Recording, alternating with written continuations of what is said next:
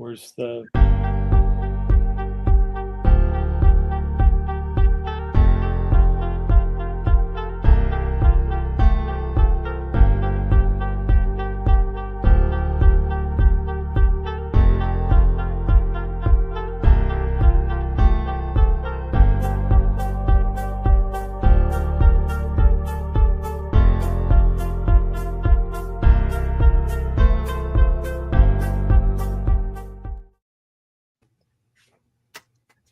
Hey. Good evening, boys and girls. Welcome back. Welcome back. Season 2 of the Automotive Podcast. So, boys and girls, we are finally returned after our long winter slumber. Well, I don't know how many people slumbered. I worked my ass off. But we are back as promised. Basically, this is going to be a show where we sit here and listen to what Mr. Testor's been working on, because me and Sean haven't done diddly squat for the entire last 2 months.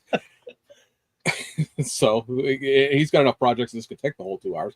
But otherwise, yeah, we had an interesting intro there, because now we're Back's behind the screen, fourth wall here. They've done a bunch of stuff to StreamYard since we last used it, right? And so one of the options now, and I think the AMC guys who do the weekly one on Thursdays, they've figured out how to put an intro video in, so they actually have like an intro that plays rather than just that countdown. I didn't realize that was an option, so I'm stumbling all over it. And I think we went live for 7 seconds before the countdown came on. So if anybody saw that, yay, look at us not knowing what we're doing. But we are back, and this platform is going to cost a whole poop load of money, so we better book some guests for the rest of the year. It is just us tonight, because we've been here since November, so we figured this would be a good chance for all of us to catch up.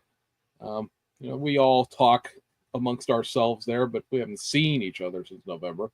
So, gentlemen, what's been going on? Sean, you go first. I've had fine. Mr. Svendson, go first. Let's see. What have I been doing? Hardly anything. I had a bunch of family things and some other side things happen outside of model cars that kept me from my model bench. So I've been I didn't get to even touch a model in the past 3 months. I did do a bunch of box art projects for the manufacturers. I think I did 5. So I kind of cranked through a bunch of stuff at the end of the year. Nothing I can really talk about, except I think it's the 65 BFX Comet has been seen online. Yeah. So I did that one. They have some other interesting versions coming. I don't know if it's public or not. So maybe I'm not sharing. Technically, no, I don't think. I think they showed some test shots at NNL West of some stuff, but I haven't seen pictures of what it is, so I don't know what we all collectively know is coming versus what the public collectively knows is coming. So yeah, let's just skip that and to anger the gods out in California. Yeah. So other than that, I have model cars I haven't done anything with model cars. I'm with some withdrawal symptoms, like getting the shakes. Gotta get your glue on. Right. My glue is probably all hard and crusty and won't even. I'll have to buy all new stuff. Paints are all probably dried up. Did you receive any hobby-related things from Santa Claus? Sadly, no. Not even didn't get anything.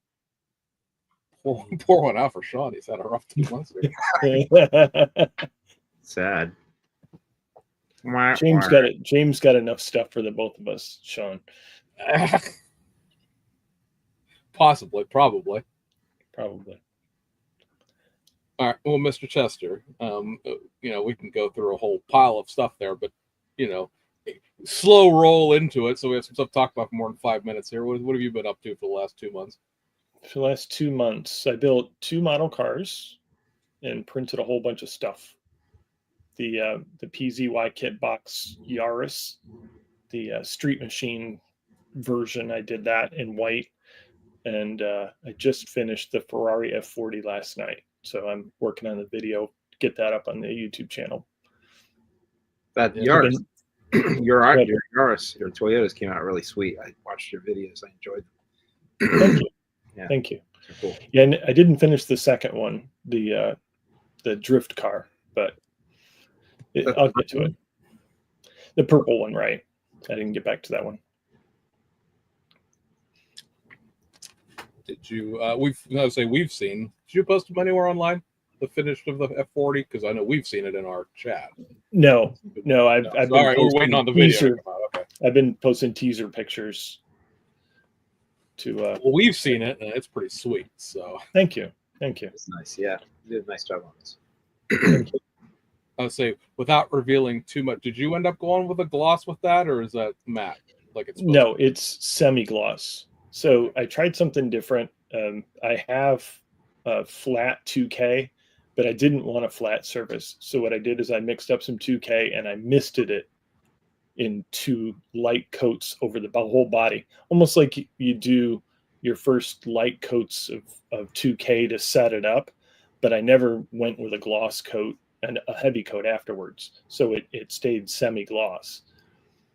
Okay, so it didn't look shiny in the pictures, but I wasn't sure. Right. You know, I know you and I discussed that at one point, and I was like, "Well, no, it's supposed to be like flat," and you're like, "I don't want flat," so I don't know where that went. Yeah, the IPMS guys will go crazy over it, I'm sure. That's not the right color. That's not the right sheen.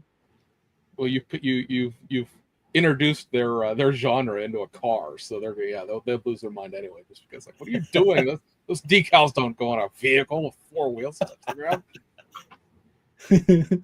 Did you? I mean, from watching your videos, I know you've picked up a second printer via Yes. your relationship with Elegoo. But did you receive anything for Christmas from Santa Claus? I did get the new Tamiya Porsche 911 GT3, and I got a new scribing tool. Okay. Nice. I worked like crazy for 2 months. They did a great thing for us. We were, for the last, this will be my 4th Christmas. It will be 5 years that I worked there in the spring here shortly. And every year it's like, well, November shows up and we start working extra days because of all the volume and all that stuff. Okay, that's great. Well, as people may have recalled a couple of months ago, we all voted, and that sent everybody all crazy for like a week. And I'm going to go into that. But then everybody woke up and realized that the world hadn't ended the next day, and we actually had to go to work and do stuff. So for the first 2 of the Mondays, they called us off and said, no, we don't need extra people. Just work your regular 5-day weeks, whatever. And then, Black Friday doesn't exist as a day anymore. It's like a month, right? It's like, oh, Black Friday sale, start the first Friday of November. And then there's Cyber Monday and Small Business Saturday and all these reasons to go out and spend money on stuff that you don't need for people who don't appreciate it. Okay, great. And it was like this tidal wave of stuff came and crashed into FedEx, along with everybody else for that matter. And we worked like crazy. We were running, I think I've mentioned this in our chat, but I can't remember or not because it's literally a blur after Thanksgiving. But they were dispatching trailers out 3 hours late, which meant, of course, they got here 3 hours late, which meant all the couriers went out 3 hours late. And it only takes a couple of days of that until you're a day behind, 2 days behind, 3 days behind. So we actually worked extra after Christmas, which is something that's not happened in the past because of all that stuff. Plus, what does everybody get for Christmas? Gift cards. So then it's been continued crazy the last like week and a half because now everybody's buying all the crap that they got their Amazon money. Well, not Amazon, we don't do that, but got all their money from. So it's been fun. So that relegated me to pretty much not doing anything. I showed this real quick. This is the chassis to the current, or will be previous shortly, generation Supra, and yeah, it's black, but that's painted black, and that was literally on the. Somebody was having a Supra build, and I was like, yeah, great, I've got all these Supras, let's get rid of that, and it was quiet. We're not going to work much. This is great, and then yeah. So then I touched it again. Christmas wise, I got this nifty World of Warcraft hat because my wife is geek like that, and then ultimately because there was a few bucks here and there thrown around, I picked up. Because I've got a bunch of stuff I could show you, but the stuff that I actually got for Christmas was I picked up the Bell Kits Opel Ascanas, which are obviously rally cars, German GM, all the things. Brand new tools, follow along with everything else Bell Kits does, where it's PE seat belts and stuff like that are included. And those are really nice kits, Sean. If you've ever opened a belt kit, I haven't seen one, but I've just seen pictures online. That in particular looks really cool. Yeah, I mean, it would be nice if we didn't live in a world where still we can't have tobacco livery on stuff, because this should obviously be a Rothman's car, but it's not. But you get, I think here, it's like a universal stuff that comes with all these kits. So you get like seatbelt material that comes in 3 different colors: black, red, and blue. I mean, there's enough there to plumb a couple of seats. There's a fret of PE in here. You get this very nice manual, and then the only difference between these two kits is this wheel set. You have this setup here that looks like slotted 5 spokes, right? And then you have this set down here. I'm sorry, it's been a while since I've had to use a camera. This mesh, right? Those only come in this kit. The other one has 2 sets of those 5 spokes. That's the only difference. And then the decals are different. And for the one thing that belt kits did a while ago was have really crappy decals included, and they have since remedied this. And I know this is going to be awful. Let's try to do this so that it's down on. Oh, that's awful. These are cartograph, right? So they're really spiffy set of sheet of decals here. So I wish they had the Rothman stuff on it. I did pick up a sheet from Rege out of Czech Republic that has just the Rothman stuff. Because that's what we're reduced to at that point, is paying $6 to complement the $50 set of decals you already bought. But it is what it is. Yeah, that'll be a nice kit when you build it. Yeah, I hope we're all still alive when that happens. There's no telling. Could be. Could not be. I'll stick this over here because I don't know what I did with the bag for the decals. So that's it. That's my Christmas. Cool. And New Year's. Oh, so we're going to depend on the chat here tonight, guys, to keep us going here. So I'm just going to take a quick peek-see here. Welcome back to everybody, first of all.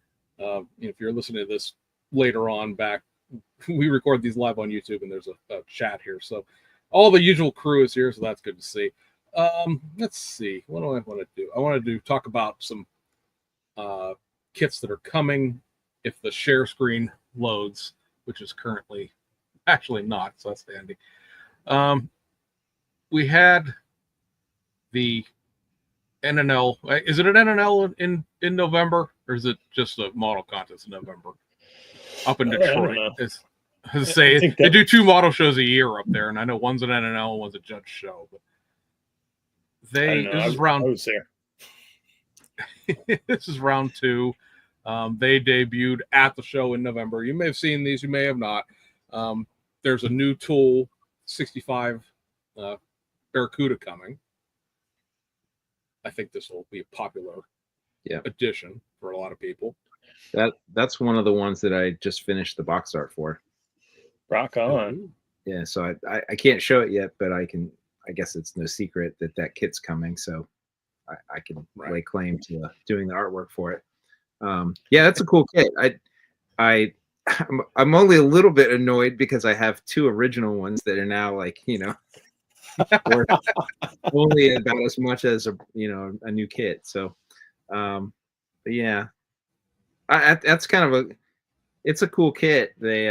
That's going to be the Craftsman style, right? It does have a separate hood. At least original, or the original issue. I don't know if they're going to do something else with that or not. I think the original one was just a Craftsman Junior kit, wasn't it? It was not a full kit, because like the Nova is a full kit because it was a full kit. It came out as a Craftsman, and then it was a full kit. I don't know if the 65 chat help. I don't know if the 65 was actually ever a full kit or not, but I did tool it up. You can see in this picture where you have firewall detail, and you could obviously put your top half of an engine.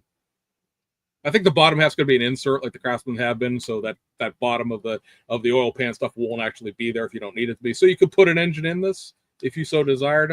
I think the shock towers look a little weak. If you were going to do that, you might have to do a little scratch building on that part, but otherwise, I can neither confirm nor deny that there will be an engine or engines that will go into that.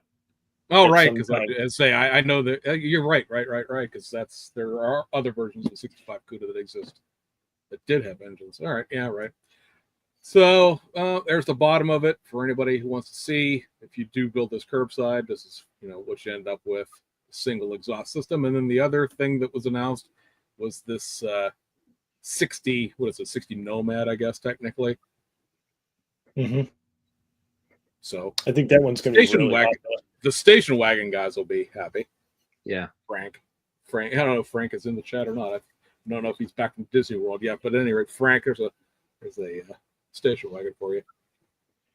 This was the Craftsman Junior only kit, as far as I remember. And if you want to buy one on eBay, there's one up there for $585 right now. So if you want to get an original, go run off and get that, I guess. Yeah, that's another kit that I have an original. Oh, jeez. I think slowly going through, but that looks really cool. It actually looks better and more accurate than the original one. I can tell just by looking at the front end shapes and the bumper. It's a little. I think they've. Yeah, Steve cleaned it up quite a bit. Yeah.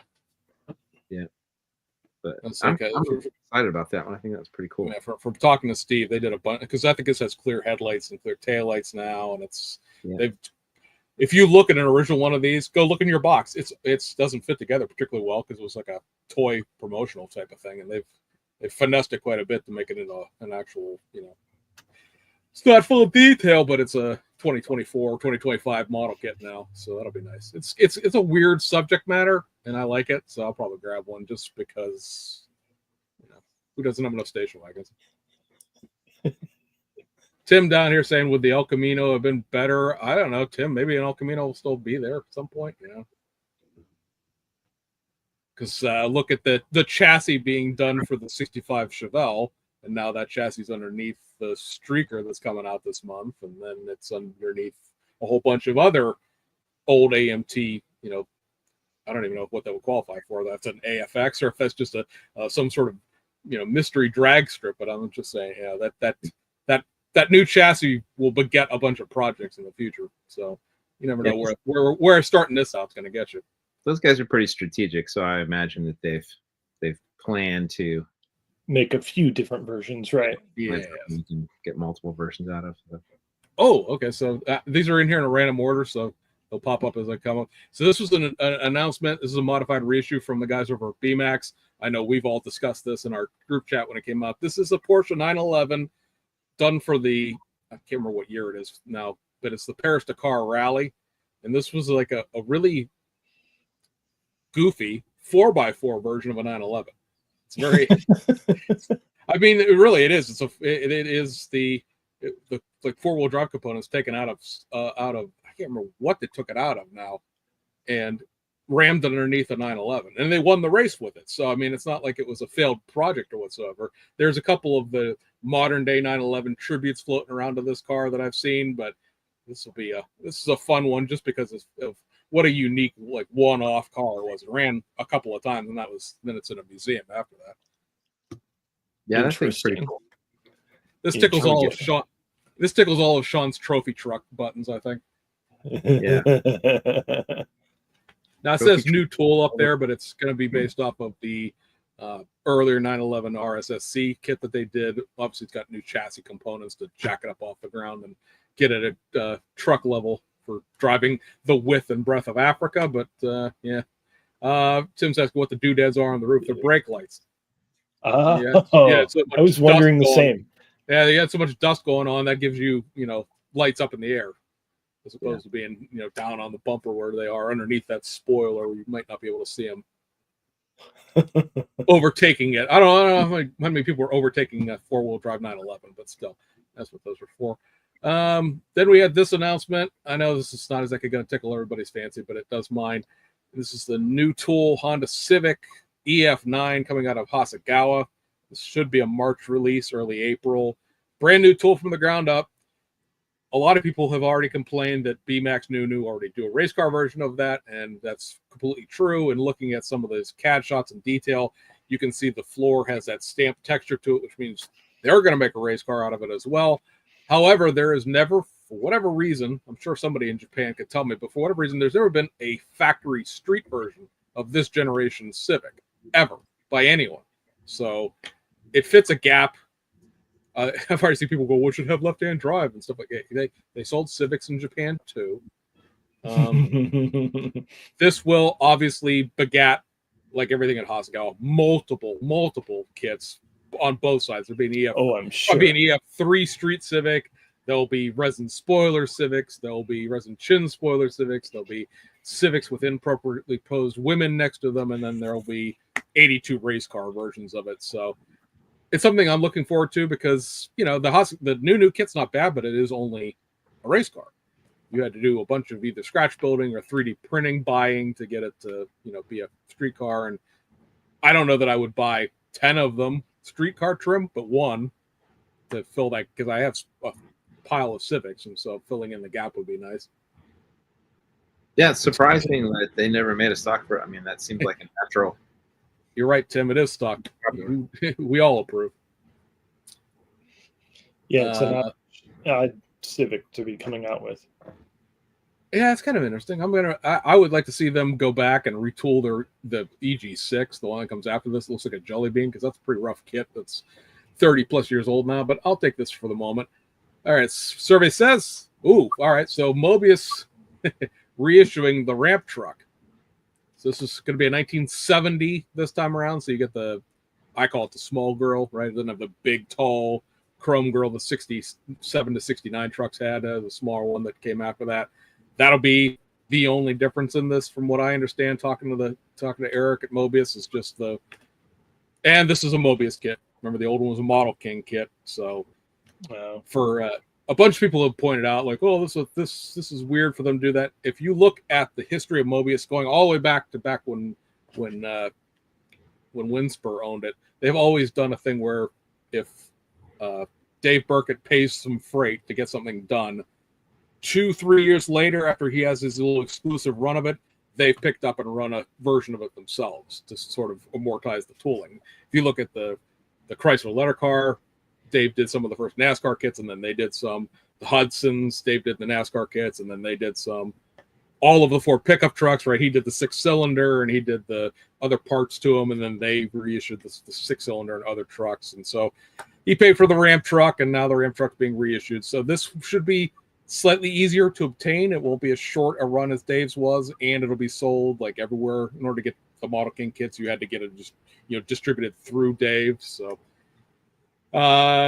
Tim's saying, does it still have the warp? Supposedly, again, they've addressed those problems. They addressed them originally way back when the kit came out, because a bunch of people did get a bunch of the parts of this warped in the first run of them, and then they went back and adjusted some things in the tooling for pressures and heat and technical crap that nobody cares about, and the parts have come out straight. So yeah, that stuff's been fixed. Is it too many parts in the box, or what? No, they were coming out of the tool warped. It was okay. If you run it's a brand new tool, right? All the parts. So like, what pressure do you run this at? What temperature do you run the plastic at, and stuff like that? And they didn't have it dialed in, and the quality control didn't exist before it went out the door. And like my bed is shaped a little bit like a banana, but I can straighten that out with heat. But some people got some stuff that was unusable. In Mobius's defense, they sent parts out to everybody who filed for them. So I have no grift with that whatsoever. They did the right thing. But yes, this should come straight, you would hope, because the box of it is big. It's like a Tamiya box. Okay. Yeah. Now, did you do the box art on this, or is this somebody else? I did not. I'm seeing it for the first time. I vaguely knew they were going to reissue it, but I didn't even know anything about it. Yeah, so I mean, like I said, the girl's the only difference. And if you didn't get one originally because there were only 5,000 or whatever Dave had made, then you have the option to come back and pick it up again. I know the next one here. This is the thing we were just talking about with the BFX Mercury Comet. So that one I did. So that one, what I had been told was the small block engine had always been in the tooling. It's just never been issued. So this is the first time that that small block. It's a 289, I think, right? I think so. Yeah. Yeah. to create an accurate BFX version. And then those decals, that's an actual car. I forget the driver, but they're going to be the decals will be in gold foil. So Ooh.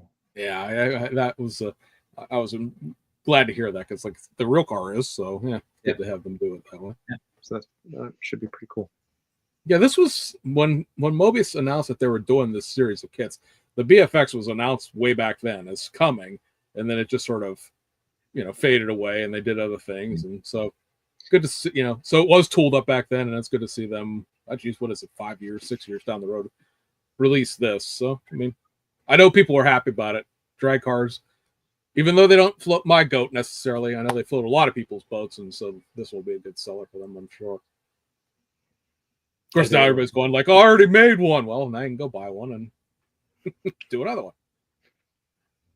Let's see. Survey says, okay, so coming in May is the third version of the Back to the New. This is the new tool, right? Not the old Aoshima kit being reissued. So this is the new tool, DeLorean for the third movie. I don't know that it's coming with railroad wheels. I wonder if there's going to be a second one that will, because the old one, the original one that like was sold as an AMT kit and stuff like that, came with a little diorama of a railroad base, and then you put the railroad wheels on it and it had a display. This is obviously the old version of it when it came into the movie from 1955, and yay, I guess. I mean, it's a great kit, right? The movie car doesn't do anything for me. I don't. You can make it as nice as you want to. I probably would never buy one, even though I love the movie chain. I just don't. I don't know. It just doesn't. I have enough models. If it doesn't inspire me, I'm not going to buy it. But I have the original Oshima ones, all three of them, and I just can't pay $49.99 for the new tool ones. I just can't. I'm cheap. I do have the stock DeLorean though, because that's never been done. Tim being a smartass in the comments here. Can it be built stock? No, but this one can. This is the stock one right here. You can build this one. There you go. That's the one I bought. So haha, Tim, haha, joke's on you. The other one this got released last month. Since I haven't been doing my videos, you may not know about it, but last month they've released the second one from the second movie, the flying car. And so as Brian, Mr. BG, found out, if you buy these things from the Aoshima store here in the United States, you don't get them until like 3-4 months later when they ship that stuff to the United States. So if you ordered it that way, you'll see it in April, I guess. But this came with a stand to put it on, so you can pose it in flight, as the aircraft guys would say. I think that's a neat thing because, right, the original one didn't. It just had fold-up wheels, and I guess you held it into your hand and whizzed it around your house. And went, ooh, Marty, there's a problem with your family, and but this comes with a stand, and then it also came with, that's right, a 124 hoverboard. Nice. So that was a nice little gimmick, right? Because that's that's the other. If you buy the third movie car through Japan, like you don't wait until it comes here. You get a little 124 scale, whatever, I can't remember what the dog's name was, but you get a 124 scale figure of the dog from the movie. I don't remember the dog being in the third movie, but no, Einstein was not in the third movie. He was only in the first. That's what I thought. But yeah, there's going to be a figure of Einstein. But yeah, the hoverboard, it's a goofy gimmick. It's just a little value add toss in there, and it's hilarious to me. So. Be interested. I don't know if that's that worth the $40 to get you to buy it. Probably not. Yeah, probably not. Yeah. Okay, so that's where the new announcement train runs out. So, somebody here is saying that he was at the end with the kids. Oh, but I think wasn't that Einstein a clone at that point? Hadn't he was it an Einstein the third or Einstein the fourth or something like that? I seem to remember. Because obviously he had turned the train into a time machine at that point. Like he had gone to the future and then went back to the past because he wanted to live in 1885, but it turned the train into a flying train, if you remember the end of the movie. So, right. I believe Einstein had been cloned at that point, or maybe not. I don't know. And Frank just joined us. Oh, there he is. Just showed up, and Duff is showing finger snowboards. What next is Pogs? Yes, We're going to talk about the Fujimi Pogs coming shortly. The heck was I just talking about that Frank would be amused by? I can't even remember now. Oh, the wagon. Yeah, Frank, since you just got here, let me go back real quick. I know you know this, but I don't care, Frank. I'm gonna make you look at it. Look, Frank, it's a station wagon. It's a station wagon, Frank. Do you want the station wagon? Oh. So anyway, so in more depth there, James, what is the benefits of having two? Are you running both printers at the same time, or are you just running one at a time? Yeah, I'm running both of them at the same time. It's a print farm, ladies and gentlemen. So basically, I have one running like standard resin and one running 8K resin. So Bill Cunningham, master modeler Bill Cunningham, is sharing all of his files of his, best of show cars to the Facebook groups. And so I've been downloading everything he has to offer. And I've been printing everything in 8K. It's gorgeous. Like some of the parts are so damn small, they look like supports. They're just so small and tiny. He did a bird cage, a Maserati bird cage, and an Aston Martin DBR1. They're, like I said, they're gorgeous. Shared in the chat like a spoke wheel that had all the individual spokes. Yeah, that was pretty cool. Yeah. Very neat. Frank, you don't know where his files are? I'll have to send you a link. Now, basically, go ahead. I was going to say, I know that one has like Wi-Fi capabilities, because you talked about that in your video, and the other one's still walking a memory stick. Are you seeing any significant difference between other than the ease of use of having it be Wi-Fi? Are you seeing any real difference between the two printers? Because I know one's they're resolution than the other one, right? It's they're both 12K machines. 12K? Okay, so cool. Yeah, and I have them set up identical. The one had I'm going to bore you with details, but one looked like a shower curtain FEP and the other one is crystal clear. And I traded out the shower curtain for a clear one. And so now I have the settings set for both printers basically the same. So yeah, they're identical prints. So the benefit of Wi-Fi on the one is it's the selling point, right? Yeah. Yeah, you've been printing a ton.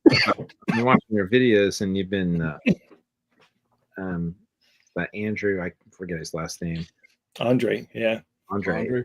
He's been releasing a ton of cool stuff recently. I was like, oh the man, Colonnade cars, right? Those are my favorites, and he's got so many different versions. I'm like, Did you see today's?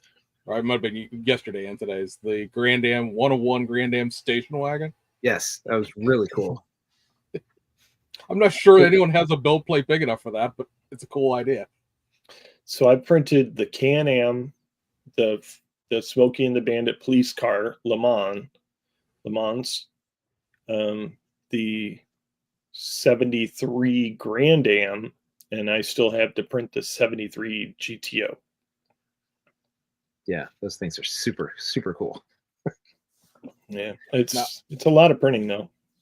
Yeah. Those are so well done. Like really, really nice. Like full, they're full detail kits, right? Yeah. There's an engine. There's a full interior. The chassis are kind of basic, and they're all the same chassis, same engine actually too. But yeah, I'm sort of getting into a routine of what to print at the same time to maximize space on the build plate. I'm printing out your Can-Am decals for you too. I had to order some new decal paper, but over the weekend I got them all set up. Oh, thank you. I probably won't get to it till late this year, but now say clear parts aside, and I don't mean the windows, I just mean the other clear parts. with two of them going, can you print the whole thing at once now? You have enough space to print the car? I mean, I know the body would have to go more or less on its own. You put the tire stuff around it and stuff like that. But do you have enough space on two build plates at the same time to print the whole car? No, it takes 4 build plates to build one car. Basically, the body, a bumper or two, and a hood can go on one, and then like chassis takes up as much space as the body. Right. So in interior, you can do, interior and engine on the same plate, and then like wheels and tires take up a lot of space too. I know the Can-Am comes with the decal art. Do any of these other cars come with decals too? No, they don't. No. But still, it's pretty cool that they came with decals for the Can-Am. Yeah. And I've been printing that one in the light, almost white resin to make it easier to paint. Yeah, that's one of my. Imagine dark gray resin and trying to paint it white, Right. That's one of my favorite cars. That Can-Am has been, it's been on my bucket list of things that I wanted to build, and I actually bought somebody, I can't remember who it was. Somebody made kind of a crude resin kit, I don't know, 10 years ago. I ended up buying one, and it needed a bunch of modifications to sort of make it good enough to build. And I started working on it and got 50% done, and then I got distracted with a bunch of other stuff, and then the 3D ones came out first. Was it Robert Burns, right? And I was kind of tempted to get that one, but then when I saw this other one, I'm like, oh yeah, that's it, that's the one I want. So now it's definitely my growing up. I had both my parents work. I was home during the summertime by myself. So my mom would hire a sitter, and there was a young teenage girl. Well, no, she was college age, I think. Her dad had bought a brand new Can-Am. So I remember when that car was brand new, riding around in the summer in that car, like going to the movie theater and the park and cruising around in a brand new Can-Am. So brings back a lot of memories. Yeah, I think by 77, those things are pretty gutless as far as like, I think even if it was a 455, it was only 300 horse. Yeah. But still, I mean, it was a cool car. For me, like an impression. It's a neat shape. Teenager, a preteen even. I think I was probably 13 or so, running around in a. Wait a minute. Let's back up here. So at 13 years old, you had a teenage babysitter, a teenage female babysitter? Yeah, she was probably early college age. I mean, it was sort of a companion, I would say. My mom didn't. I think she just didn't want me to be alone all day long, because I'd probably get in some kind of trouble. Oh, I did. So there was somebody there. I'm sure I'm giving too much information to the internet, but I think I've seen this movie before. Yeah, I had a companion to drive me around and do things and keep me out of trouble. That's cool. All right, we can move on to model cars again. I have talked to Mr. Testor about this, Sean. I didn't put it in our group chat. My idea for NNL East was to get a bunch of folks. I can't participate because I don't have a 3D printer, and I wouldn't build it anyway. But to have a bunch of folks get these colonnade kits, right? Because Andre's done I guess it would be what? It's not an Impala, is it? Technically, at that point, what the heck is the GM colonnade? Chat. Chevelle. Yeah, be a Chevelle, right? So there's a Chevy, there's the Oldsmobile, he's in the Buick, and now he's going through the Pontiacs. I said that everybody should print one out, build it up, put it on the table, and say, coming soon from, and make up a model company name, or blame it on Mobius or Round 2 or somebody, and just have, just let the internet percolate on that. Because for some reason, and like, I like the way the cars look. It's all of that. I have nothing against the cars themselves, but for some reason, if you go into forums and certain corners of Facebook, everyone wants the GM Colonnades as a model kit. And I think he's probably selling a bunch of them as a result, probably. But I don't. The problem with like doing a model kit of them is that every one of them is different. You know, like every body's different. You'd have to make 4 different bodies. You could not recycle very much other than the chassis out of it.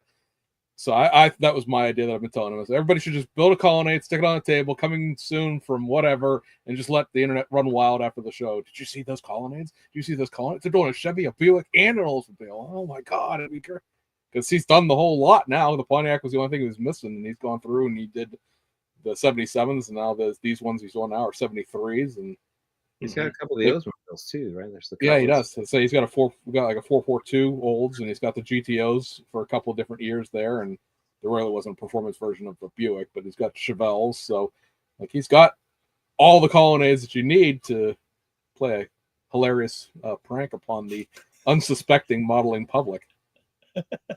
Yeah, I have an affection for those big colonnade bodies. I don't know why, because they're not the most graceful of GM designs by any means. They all have this huge big bumpers on them, but there's just something kind of quirky and kind of cool about them. And I guess I had missed the model car era. Like, I was a little, by the time that I was a youngster, those cars were relatively new. So I think I was probably more excited by those cars than if I had been a little bit older, then I would have been in that preteen, teenage age when the 69, 70s, when those cars were, new. So. Yeah, when I first saw the Can-Am, it reminded me of the Trans Am, like 77 Trans Am, but more like a family car. Yeah. So I was like, yeah, that's kind of cool. And then the graphics on it, disco era. Right.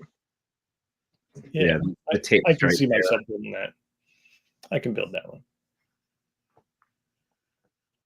I can't wait. And I don't mean that sarcastically. Like, it's just, the colonnade cars, I think, I'm turning 48 this year. Colonnade cars, because they sort of petered out right when I was born, right, were like the older kids in the neighborhood's used cars. That they were the first cars, because those cars would have been about 10, 15 years old at that point. And so there were a few like Lagunas. That's what it was. That Snatch developed a Laguna. There were a couple of those floating around my neighborhood, and a couple of people whose parents had a 4-door Skylar Colonnade that they still had floating around and stuff like that. So that's what it brings up to me, is like living around where I live now in Pennsylvania. Because by the time I moved to Ohio, everybody had Ricer imports in high school, because the 90s cars were 80s, 90s cars were what we drove. But yeah, that's around the neighborhood. There were a few of those floating around. I don't think anybody had those big boat-ass station wagons that he's making out of a few of these things, but there were definitely a few 2-doors and 4-doors that the kids, it was a $2,000 used car back then, if that, because it was $500 the ground shortly after they were assembled. My mom drove a 77 Monte Carlo. Probably the coolest car my mom ever had. It was red, had rally wheels, black roof, and it had the twin buckets that swiveled out. Towards the door when you open the door. It was pretty cool. I'll tell you what, Andrew, can make me buy a printer right now. My aunt, my grandmother's sister, had a 1975 Oldsmobile Delta 98. You want to talk about a boat of a car? 4-door, red, white vinyl top, 455. Probably still only had like 200 horsepower at that point in 1975, but it was just this yacht of a car. My grandmother had 5 sisters, but by the time I was around, basically 3 of them lived around here, 2 of them had moved away. But my other one had, aunt and uncle had like a Maverick, like a 75, 78 Maverick when I was growing up. And, eventually Mobius will fix that problem for me. But a Delta 98, that I remember I used to play, back in the day when parents didn't know any better, we played in our parents' cars. And I remember sitting in that thing as a little kid. It's just, a steering wheel the size of a wagon wheel, and a car that barely fit in the garage in this little single-story ranch-style house that they had. And it was just, she had that car till she passed away. She never ever downsized that thing into something smaller. She was that little old lady over, driving this, honk, captains had to drive the thing down the road car. I know that's not technically a colonnade. That's beyond a colonnade size-wise, but still, that huge car I remember that distinctly from a kid. That was the whole point of going over her house, was sitting in that car. They had crushed velvet seats and the whole 9 yards, power windows and stuff like that in an era where that stuff didn't exist in regular cars. So, yeah, that's my flashback to the 70s GM experience. Now, I know me and Sean have had, I believe, have the same resulting amount of models built this year. But, Mr. Testor, do you know, just for, because everybody does the year in reviews and you didn't, do you know how many models you built in 2024? Off the top I think I built 6 or 7. See, it's all your 3D printing. It seems like it's short, right? It seems like you've worked on 50 things this year, but yeah. Yeah. If I was to name them, the 2 Miku Z BMWs, the Unicorn, the Yaris, the SP3 from Ferrari. Not much else other than that. Trying to think what I finished. I know I built the 2 Mobius Ford box art models. What else did I build? It feels like I built something else, but I can't remember. You finished the paint that never drives car. Oh, that's right. Yeah, the Chevelle wagon. I finished that, and then I probably started 3 other things. And yeah, they got sidetracked. So I started several things, but as per the usual. I probably printed 20 kits. I was gonna say the significant stuff that was like new. I have, much like Mr. Testor, I have a 911 GT3. I'm really looking forward to Wenben's decals for that. Yep. Like for anybody color. who's looking, yeah. So for anybody who's looking for this kit, Wenben over Miniature is going to do carbon fiber for it, as well as, is he doing the side stripes too? Yes. Yeah. So he's doing side stripes in all the colors, 4, and then this 4 color, yeah. And then what I was gonna say with all the colors is he does the interior stitching too, which if you get one of these in the Weissich package, it has the stitch on the seat, which is something that the PZY kit box came with. The Alpha models doesn't have, and then this doesn't have in the decal sheet. The one thing that this kit immediately needs replaced is the carbon fiber that's in here.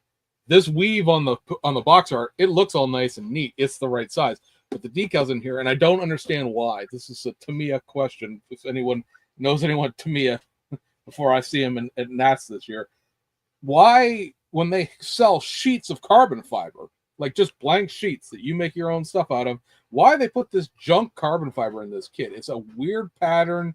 It's, I guess it's out of scale, so it looks better, but it's not the right color. Like if it was a darker color, you might be able to get away with it, but it's the wrong color, and then it's like 1/20th scale on top of it. So when Miniature, Frankie over at SK is doing carbon fiber for this inside and out.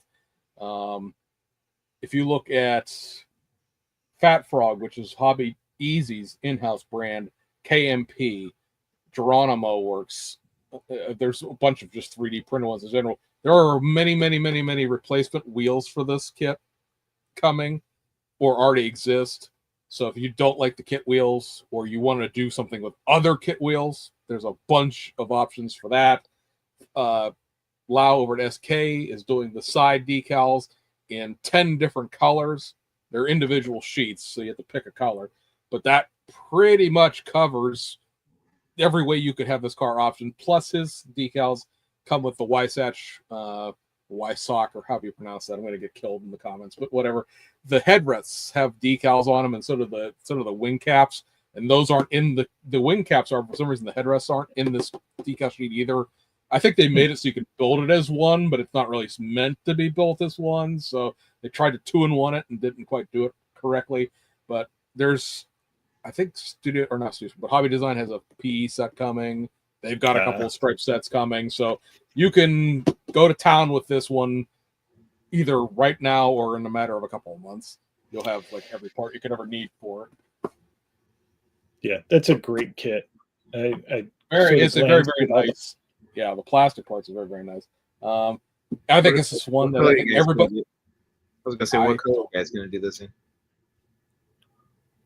Miniatures coming out with they're on their decal sheet. They have the lime green Carrera SS or Porsche GT3, and I'm going to use that, and probably an off white with the bright green decals. Nice. And so I'm tempted to do, because he's going to include the decals for it. Allows lime green set. Oh God, we're doing the same thing, but the lime green ones has a like throwback design for the 911 RS that came out in like 1973, I think it was 75, somewhere in there. It's the old pre G body 911, and there was a tribute to that done with this. So I think that might be one. It's a kit that when you start looking at all the options and all the wheels and everything like that, you could build 10 of and never build the same thing twice. I mean, it's the same car, obviously, but never not the same options twice. So am I going to commit to buying a half dozen of these? No, but you could. Like, it's a Pringle kind of model kit where when the aftermarket stuff starts rolling in, where one may not be enough depending on how you feel about 911s. One of the other things I picked up is go ahead. No. Building all of these 3D kits and all that, I forgot what a good kit glass sheet looks like. So when I opened up the Tamiya kit and saw this wonderful thin, clear as day glass, I was like, man, now I remember. Because my 3D print stuff, I have to vacuum form, plastic sheet, and I love PZY kits, but I hate their windows, hate them, despise them. But I miss a good, easy set of windows to just pop right into place. Are the PZY ones? They're not vacuum formed, right? They're just flat sheet. You have to trim. Flat sheet. Yeah. Acetate, yeah. You got to bend the corners, and that's never any fun. Right. But I did use the double-sided electric tape. It's made for cell phone repairs, so it's 1 millimeter wide, and I lined the inside of the window, and it stuck the windows in place. I hope they stay, but it was a little easier than super glue. It's a good tip. I'll have to remember that. Yeah. Say two things I'll show here that are coming from KMP as wheel choices you may not have thought of. How about, we need to make this bigger through the old-fashioned zoomy here. Oh, it's not going to make the picture any bigger. Boo. Anyway, so there's a set of, now making it big, made it so I can't see the whole screen. Awesome. So this is a set of Brixton Forge TR20 monoblock wheels. It's probably, I don't know how it's showing up online, but that's a different set of wheels, right? Like, that's not a traditional style. I like that style. Let's see, I'm not sure, I can't, if you guys are going to be able to read that or not, but that's going to be $26. That's not too terribly bad for a set of wheels. And it's going to come with a set of tires. It's a set of wheels and tires. So okay. And I think and based on the KMP stuff that I have, it'll be like rubber tires instead of just hard resin one. And then the other one, I didn't mean to close that, but how it works, is this set here. This is a set of RSMV forged wheels. That's yeah. I mean, I know it's not going to appeal to everybody, but compared to like everybody, it seems like all the aftermarket production guys are doing a set of regular GT3 RS rims, a set of the Weissach package ones, and then like the set of the mag wheels. These are a little bit different as far as like aftermarket wheels that are actually sized for the kit. You don't have to like guess, oh, I hope these fit, or put it in slicer and try to mushy them down to the right size. So, cool. Anyway, it's an option there in the future. So the other thing, let's see, everybody has one of these, right? Sean's gorgeous box art. I don't have one. I don't have that. The irony of this whole conversation when I picked one of these up was the fact that like my hobby shop got them in, I think the 17th of December, which was up there along the front lines of when these first started coming out to people. And Sean's, I don't even have one. So for anybody who hasn't seen this, this is a big, thick ass kit compared to a normal. Let's move this so I don't drop everything in here. But like, here's the 70 Shelby, right? This is the new release of that kit that has the spoiler in it. Like, it's twice as deep as a regular Revell kit. So hopefully, I haven't opened it obviously. Hopefully everything's straight in there. There's certainly enough space in here for it to do. It's a little bit like skinnier than as far as like dimensionally size, but it's certainly double din deep for fans of old GM dashboards, the double din radios. This, you know, I've seen a few people working on it. I know Craig over Craig's Corner has his going, and he's kicking along with that pretty well. So, yeah, Sean, you can attest that's quite a kit, right? Oh man, I didn't count the parts. I'm guessing 300 parts. Like, it's ridiculous. Wow. It's a lot of parts. In fact, we had to expand the box. I had the box art all done, and then they came back and said it won't all fit. So they added like about a 1/4 inch, just to keep, you know, so the parts didn't get broken and smashed. Well, Mobius kits, usually if you open up the box and take everything out, you can't get them back in the box. Right. Right. This one was worse. Worse than normal. Like, okay. I grabbed one of these. I'm only going to show it just because I know that James loves the graphics that are on this. This is the new Nissan Gazelle Hasegawa kit. It has the screaming chicken looking livery going on there. Yeah, I don't know what this is exactly supposed to be in terms of the that design. It's just basically an arrowhead. Basically, it's not really an animal, although it does have like a phoenix-y looking thing at the very beginning edge right there. It's a Japanese Trans Am. Yeah, exactly. So I only show that because we've had a whole discussion of that hood or that hood decal before. The other thing I wanted to show, because I know that Marcos, if he's still in the chat here. Hey, Marcos, there you go. There's your Starlet. He mentioned earlier in the comments, talk about the Starlet, man. So this is, if you recall, Marcos was on the show 3 episodes before we stopped for the year, and he was all into this kit because of the fact that they rotary these things in Puerto Rico. Dropped the Mazda rotary engines in them. He has sent me, I don't know, what, Marcos, 10 videos about these things being drag cars in Puerto Rico. Good Lord, are they loud? And so yeah, that was a brand new tool. So that's the significant releases of the last 2 months. What's the difference between that kit and the one that I built 2 years ago? That one is like 3 years prior. Is the prior generation of Starlet compared to the one you have. All right. The one that you built is an 86 through 89, and that's an like 78 through 83 or so. So it's the generation beforehand. They knocked all the edges off of that car and made it a little rounder for the one that you built. Right. And in the comment there, Marcus saying Puerto Rico ordered all of them. Speaking of Marcos, he posted a picture of his Enthusiast Series Porsche 356 today. God, is that gorgeous? Marcos, did you bring that to East this year? Because I don't think that I saw it. We'll wait for him to answer. Tim saying, how many Starlets could you build from one Mobius tow truck? 2. Say the movie that Starlet is 120 pieces, so yeah, 2, maybe 3. Marcos is saying he'll have it there this year. Okay, so. All right. Everyone, it is from this recording right now. It is 101 days till NNL East. So gather your cashola and trip out to New Jersey. Let's go road trip. Yeah. I assume, Sean, that you're coming, so we'll all be there again. It's in the plan. I say theoretically speaking, I'm waiting to hear back on a table. I'm trying to get us, something with an electrical outlet. So we'll see.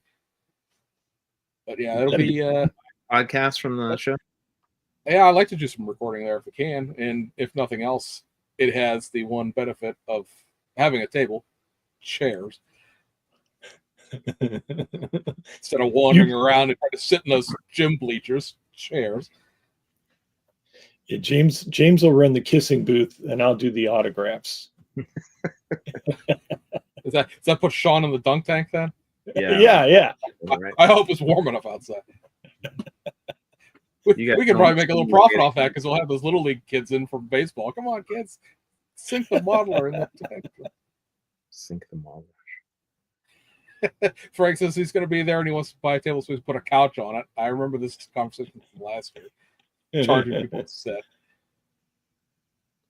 Let's see what else we have. We have so I've got two other little topics for us, but before we do that, we got, since we're back and this is a show tradition, right? We've got to critique this month's worth of reviews, much to the horror of my co-hosts here. So, very amusingly, actually, I have one thing I wanted to say before that. Now, Sean, you did the box art for the tow truck. Yep.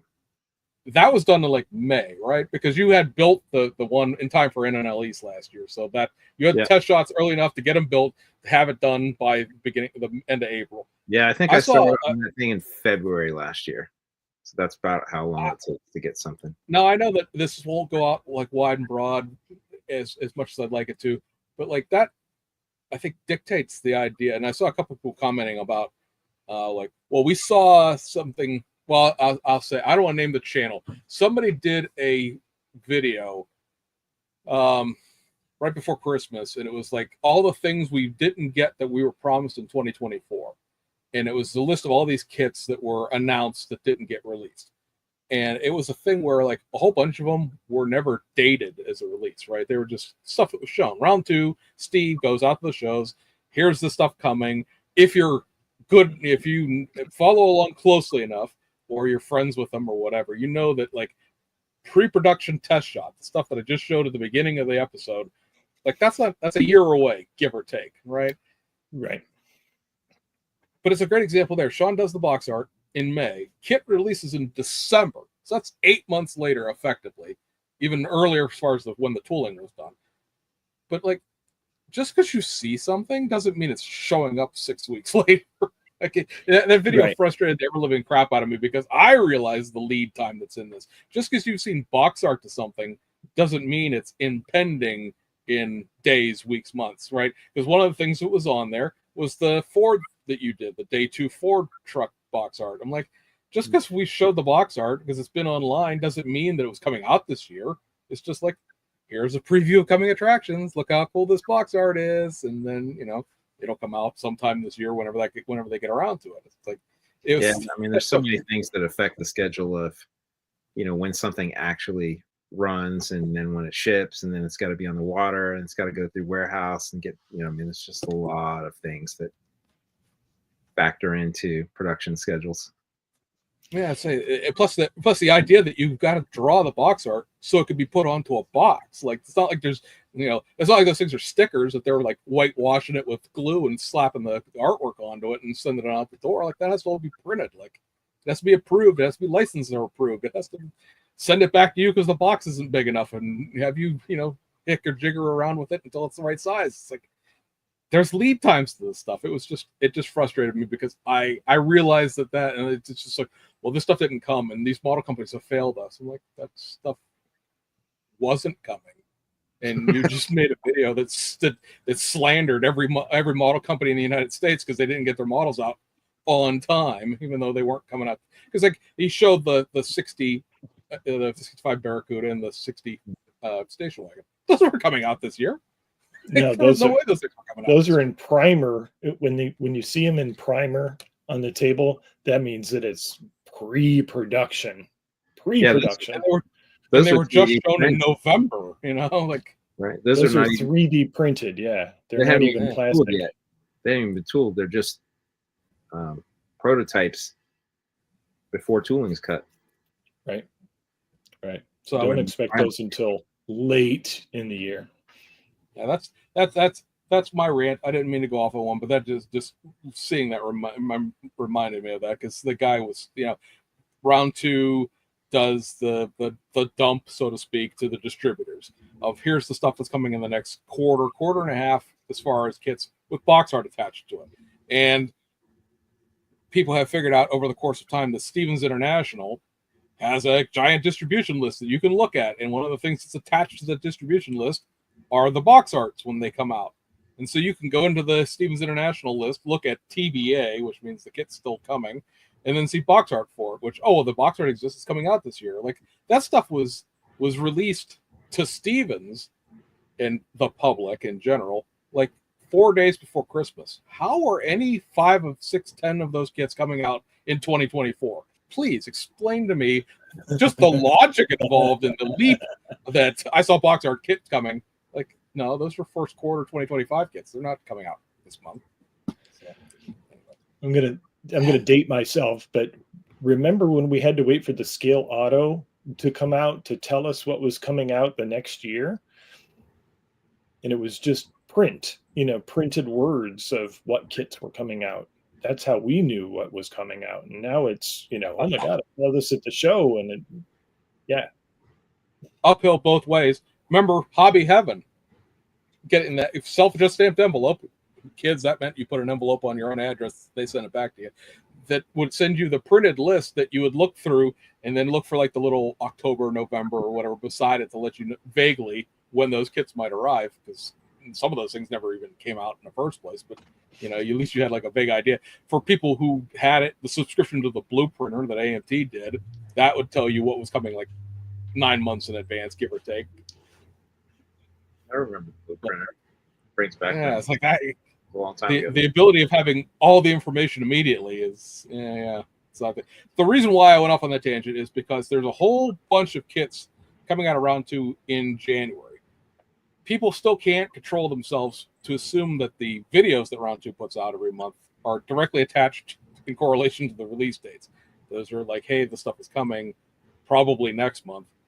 So the video they released for January has no model kits in it at all, because there will be no model kits in February. There were no model kits, by the way, in November out of round 2 either. But there's a whole pile of stuff coming out in January. Everyone lost their mind when the video came out because there's no models. But actually, there's a whole pile of them. Let's see. I'm lost in my windows here. We can start with a reissue. This way, it's round 2, right? So they're bringing back the 64.5 1/16 scale Mustang this month. Skinniest A-pillars ever. If I comment if you will, because I've never built this yet. I cannot comment one way or the other about it being good, bad, or otherwise. I had one once and it was smashed. Oh no! But it's one of the old 1/16 scale kits. I know a bunch of people have been happy to see these come back out as they've done the Bel Airs and whatnot with them. So it's another one of those big scale kits for people who are interested. Sean, I believe this is yours. Yes. Nope, not that one. No. What? Oh, it's a custom cruisers that is just. Oh well, I'm glad I didn't. I didn't. I don't know who to credit for that. Yeah, maybe Brad Leisure. Yeah, it might be. I think he's the other guy, right? Yeah, I know he has done some of the other custom cruiser. All right, so this is Chevy pickup reissue of the Ford Starliner, the custom version, the B side. Like we've talked about these kits before. They're the once released but never seen again custom versions of a bunch of the old Mueller era kits, right? So these things are, Chef's Kiss AMT, the best stuff that they probably could argue with people, but it's the best stuff they ever did. And so this has lake pipes and the mag wheels, and I think there's an additional engine intake option that this kit has that the original stock kit doesn't have. So for folks who are interested in, custom-y, street machine-y, borderline lowrider Starliner, that kit's coming back out. And like I said, the kit itself's fantastic. Another version of the 77 Ford Econoline, because there aren't enough of those, and Chef's Kiss box art, right? Because, hey, we've had enough Coke, so let's get a Coke subsidiary product, and it's a Fanta van. Don't you want the Fanta? So, Yeah, if you've seen one, you've seen them all. The same parts are in all of these kits. We get a reissue of these, a couple of the trailers, and again, you can't complain anymore. It's not a Coke trailer. It's not a Coke trailer. No. Sprite trailer, because I do believe that the decal sheet for this includes the Sprite logos for the doors for the semi, because there's never been like a truck that's come out with the Sprite decals. I don't believe that Sprite would have had a semi, especially not one with a sleeper on it. But your fantasies go wild there. They're reissuing the Fruhoff trailer. This is another 70s trailer that's been out a gajillion times. It's been a little while since it's been out, but it's been out a gajillion times. This one is being done up with decals for the AMT Corporation, and I can probably pretty much guarantee you, even in the height of the Troy, Michigan days, they did not have their own trucking company delivering their model kits. But it's still a fun idea. Reissue of the Slasher. Pad printed tires. Obviously, new decals in here. We've seen this float around for, I think, since NNL East was when Steve showed the reissue prototype. So again, there's another 9 months from when we saw the announcement to release date kind of thing. But yeah, it's, what is it, 72? Chevelle? I think it is 72. Yeah. 72, yeah. The gripe here would be the front end's still wonky looking, and they didn't fix the headlights. But otherwise, it's been 30 plus years since this kit's been out. 80, 90, 80s, 90s, sometime around there. Because this box art's like 83 or something like that. Okay. I don't think that has stock wheels in it, does it? No, it doesn't. It's just a street machine. It's just a street machine, yeah. Because there was this is just a street machine, and then they couldn't find the stock wheels for the Hell Driver's Mustang either. Yeah, so like another reissue of this thing. The Mopar expert here can speak to the quality or lack thereof of the. At least you're not going at a Plymouth now. Say they could speak to the quality of this kit by the time it was at this point. But it was an annual kit, and then it got turned into this thing, and then it's sort of been stuck in whatever this street machine-y, drag racy thing has been ever since. It's been reissued a bunch of times. This has new decals in it. And I think didn't they tweak some stuff with this too? I think. Yeah, I saw an expanded decal sheet for that. I think it's got there's like a Hang 10 Surfer version, I think. Yeah, that's right. I knew there was there was an oddball stock version decals in there of a specialty model. Yeah, that's what it is. Speaking of the Hell Driver's Mustang, so the Mustang 2 had printed drag slicks, expanded decal sheets. Does not have stock wheels in it because they couldn't find the stock wheel insert where it may have gone off in the last 48 years. But if you want a Mustang 2 hatchback, there you go. Did anybody ever do a Mustang 2 notchback? Is that a kit that was ever done? I don't think so. I think everybody was crying that they wanted the Cobra version of that kit and not the Hell Driver. I'm sure that Hobby Lobby won't sell that.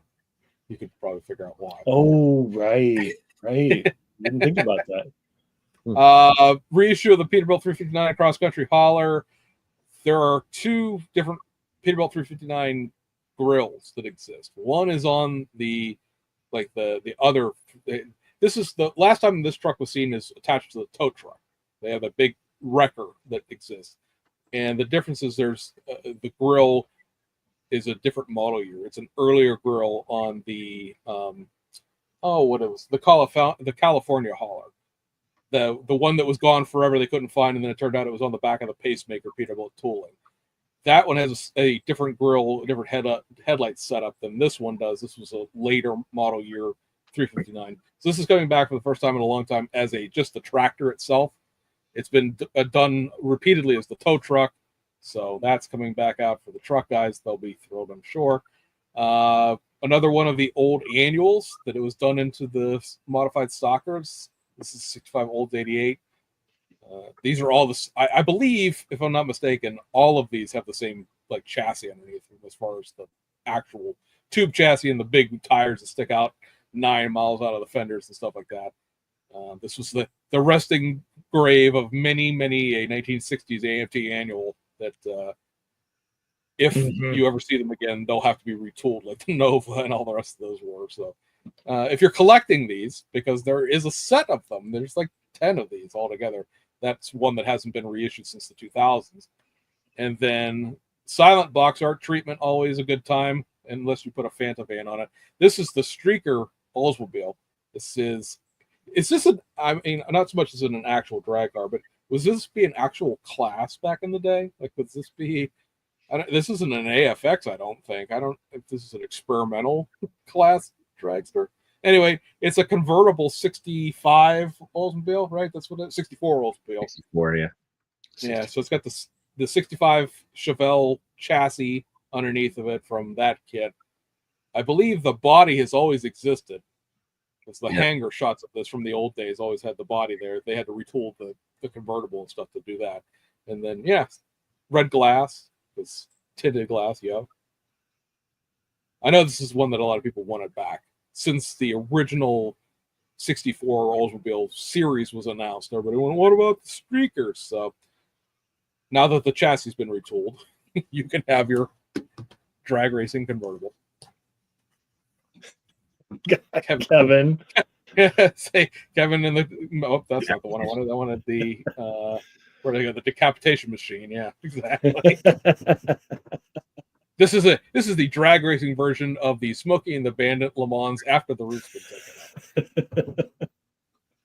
And we'll just let Tim run with that in the comments because now everything's going to be a Smokey and the Bandit. Let's see. That is. Nope. Wait, no, we're not done yet because then there's this thing, the Mo Power, more money, more problems. Plymouth Funny Car. I think this is what's supposed to be a Roadrunner, right? It's supposed to be like a 74 Roadrunner. It is, yeah. Loosely. And say, I can't remember what the story is with this. Is it this looks this and the actual car are not the same. I can't remember if the car got changed and the kit was never updated, or the kit was done and then the car was updated. But at any rate, like it's based on what Shirley Muldowney's car. Like it's sort of vaguely based on a real thing, but it ended up not being because the real one doesn't look like this, and so it's the Mo Power. Yeah, that's got sort of a generic chassis, I think, that's shared with a few other different kits, right? And they've got different bodies. I believe so. I think, yeah, I don't remember what else that chassis is shared with, but. Yeah, that won't be coming in my house. I think this is something else that hasn't been around for 30 plus years. Yeah, I don't think this has been a long time since that one's been out. Yeah, I don't think it, so. I mean, it'll sell a whole heap just for people that are like, oh, I remember that back in 76, 77, but I don't think this has been reissued or at least not in this box art for forever. Yeah, MPC's got some nice funny cars. I kind of wish they would reissue. There was a Corvette body, there was a Trans Am body, and a Dodge Omni 024 funny car. And I don't think those have ever been reissued. And Williams in the chat saying that they need to bring out the Edsel with the outhouse parts attached to it. Now, the problem with that is, according to my understanding, is that the original Edsel body doesn't exist anymore. It's wherever tooling goes when it dies. So they would have to retool a new Edsel body to do that. They're probably never going to do that because they have the Mueller era Edsel that exists. I did see somebody suggest, rather amusingly, that they should run the Edsel kit, take the body out of it, put it into a box with the 65 Chevelle chassis, and then reissue it, except that the actual Edsel, AFX outhouse thing had a whole bunch of work done to the original stock body to make it into a dragster. Like the wheel wells were hogged out and the tail lights are taken off and all the trim is gone. So yeah, it's nuts. Not going to do that. They're not going to do that to that kit to make a one-off fantasy dragster that's 65 plus years old from its original release date. So yeah, I don't think we're going to see that coming out. So this is Salvino's JR's kits for January. You got the Bertha Diegard Racing Monte Carlo here. This was an interesting era of NASCAR when you were allowed to run a car that was up to 4 years older than the season was. So it's got the old 675 style front end on it. Should have the double stack quad headlights, but it's got the old round ones. This was a very, very massaged car in real life. Like, it's longer and wider than a real Monte Carlo is, because this is the era before templates existed. And this would have been Darrell Waltrip driving this car, and won several races because of the rather unique aerodynamic properties of this car. It's famous for that. Gatorade, old car, yay. And then the other one, I have to retake that picture. I didn't realize the arrows were in it. Anyway, so this is the other kit coming, because at this point in your life, don't you need another Camaro? This is William Byron's Valvoline car. I like the livery, the colors, but I couldn't be bothered to get another Camaro. The Mustangs, the new Mustang kits are done. It's just a body, because obviously the chassis and all that stuff stays the same, because they're spec cars at this point. They're saying March, maybe February, but there will eventually, that saga that we sort of loosely followed all last year is coming to an end finally. But in the meantime, yay, another Camaro. Let's go pop out of that for a second and then go back in to the import stuff here. Mr. Testor will be excited, because this is officially out now everywhere. You should be able to buy one if he wanted to go find one. And that is his super desirable Honda City Turbo with the Moto Compo scooter. We had a good conversation about that guy. Now, the one thing that's kind of interesting about this kit, and aside from the fact that it is what it is subject matter wise, is that Tamiya went and released new decals for it. So this car in real life has a really crazy seat pattern, like so many 1980s cars have. And they've released a new decal sheet that has a seat pattern in it. They did the same thing with, there's another one that they just did that had the same problem. But, the Civic, the CRX, was one of those cars that had a crazy seat pattern, and they included the new seat decals in it. So if you're so inclined, and you do get a little tiny, itty-bitty scooter, because 124 scale, mind you, that kit is finally back out there. I stole this picture from Model Roundup, so it's here in the United States at this point. It probably shouldn't be more than like $25, because this was a cheap kit back in the day, and Tamiya has not really raised their prices on reissues. So I'll be buying that one, because and you do get Mr. Piece out there. You do get the figure included too. So if that's a selling point to you, if you're one of those Hasegawa figure collectors, here's a chance to get a different one out of Tamiya. It's an injected plastic one rather than being a resin one. The guy says, Google the cabriolet. No need. I have it. I believe me, sir. He doesn't need to. Hang on. Hold. He'll be back. It's like 15 deep in the stash here. Yeah. I have it. An original one too. Look at that. Yeah. The original box art for that. Tim saying way too much money for that. He could be giving the shocker. Hey, now it's a family show. This is a reissue of the New Tool Celica lift back kit, right? So it's the new body and new interior they did for this at the end of last year. The gag here is it comes with this chin spoiler. Oh, resin chin spoiler, all the things. I know what you're going to say. You're going to say, James, you're going to go off on a tangent about resin, all the things. The one thing that's very interesting about this, and I got a picture of the built one in color. First of all, holy crap, what color is that? I want to paint something that color of like violet purple. Those wheels don't exist anywhere else in their Celica kits. So this is very quietly getting a new set of wheels added to it that is not in the literature of the kit anywhere. And I've looked and looked and looked. I don't see another set of these wheels anywhere else the Hasegawa's ever done. But it's a chin spoiler. You can take off, leave, whatever. It's not that big in real life from this picture. But I kind of want this version rather than the one I have. This one? Yeah, right. I have that one, the one that he's holding up there. That's the original release of the liftback kit that came with Watanabe's. They've released one in October that had this genuine steel wheels that are the factory Celica wheels.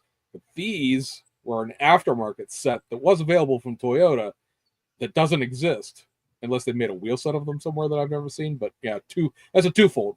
A, I want that color, and B, yeah, I kind of want this. I kind of want this one because I like these wheels a lot better than the. I mean, Watanabes are great. Don't get me wrong, but I have 900 sets of Watanabes. I don't have any sets of this wheel. You think he's going to be molded in that color? I don't think so. Let me look. I can check real quick because this is coming out in January, so I just looked at it.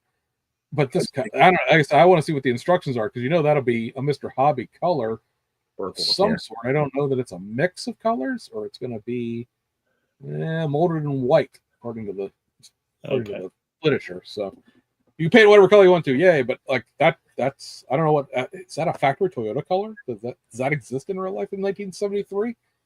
Probably. I gotta look it up, see what the color code is. I want that color. I will build this box art model, right? I want to build this right here. This is that appeals to me great. It looks pretty sweet. It's like a Japanese Mustang. Yeah, it was. They stole a lot of especially the rear end treatment and taillights look a lot like a Mustang. I like to see them do a later version that has the like lump hood that came in the post 75 cars, because who this will really appeal to, because I think these are the wheels he has on it is Mr. Gary Kolchuk. Remember him showing us pictures of his car when you came out to Pittsburgh? I think these are the wheels he has on it. I forgot about that. Gorgeous car. His is powder blue, and he went out and he bought like Euro JDM spec bumpers for it to get rid of the big park bench bumpers the car came with the United States. It's very, very nice. But I think these are the wheels he needs to build the one of his own. Like, these wheels have tire valve detail like right there. It's like, I don't know where these wheels come from, but I hope they're actually, I mean, they have to be in the kit, right? You're showing them in two different things. But anyway, we're dragging on here about a set of wheels. Reissue of their newer tool R32. This says like BNR Nismo version. So basically, this is the race car version without a roll cage in it, with the civilian interior instead. So they've done this with a bunch of their various other Nissan kits, and the Supra had this treatment too, where it had the center lock wheels thrown into the civilian car for the looks of it. So just a recombination of parts. Hang on, we might get a tsunami of drool from Marcos here, because here comes the Starlet race car. For anybody who cares about the Starlets whatsoever, and they got the original one, or they've seen the original one, and it's got a sunroof in it that they don't want, this race car version has a new body with an actual steel roof in it, because obviously they wouldn't race one with a sunroof. Whole bunch of new parts to it. Obviously, the outside there, over fenders and grills, or not grills, but air dams and spoilers and stuff like that. All the interior pieces for the race car. As set up here, this was a single-make racing series in 1982 that supported the other bigger touring car series back in the day.